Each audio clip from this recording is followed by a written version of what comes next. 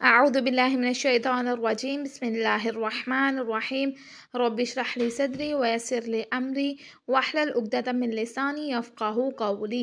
अस्सलामु अलैकुम। उम्मीद है कि आप सब खैरियत से होंगे।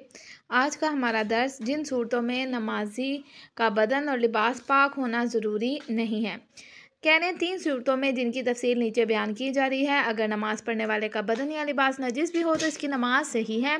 सबसे पहला पॉइंट, इसके बदन के ज़ख़म, जराहत या फोड़े की वजह से इसके लिबास पर या बदन पर खून लग जाए। पॉइंट नंबर 2, इसके बदन या लिबास पर दिरहम की मिकदार से कम खून लग जाए। और एहतियात वाजिब ये है कि दिरहम की मिकदार अंगूठे की ऊपर वाली गिरा के बराबर समझी जाए।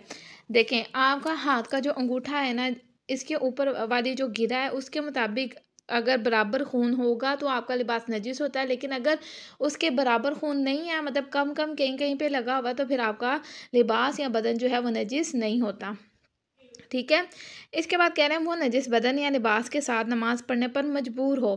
इलावा अज़े यानी इसके अलावा एक और सूरत में अगर नमाज पढ़ने वाले का लिबास नजिस भी हो तो इसकी नमाज सही है। और वो सूरत ये है कि इसका छोटा लिबास मसलन मोज़ा और टोपी नजिस हो। ठीक है। इन 4 सूरतों के तफसीली अहकाम आइंदा मसाइल में बयान किए जाएंगे। फिर कह रहे हैं अगर नमाज पढ़ने वाले के बदन या लिबास पर ज़ख़म या जराहत या फोड़े का खून हो तो वो इस खून के साथ उस वक्त तक नमाज पढ़ सकता है जब तक ज़ख़म या जराहत या फोड़ा ठीक ना हो जाए। और अगर इसके बदन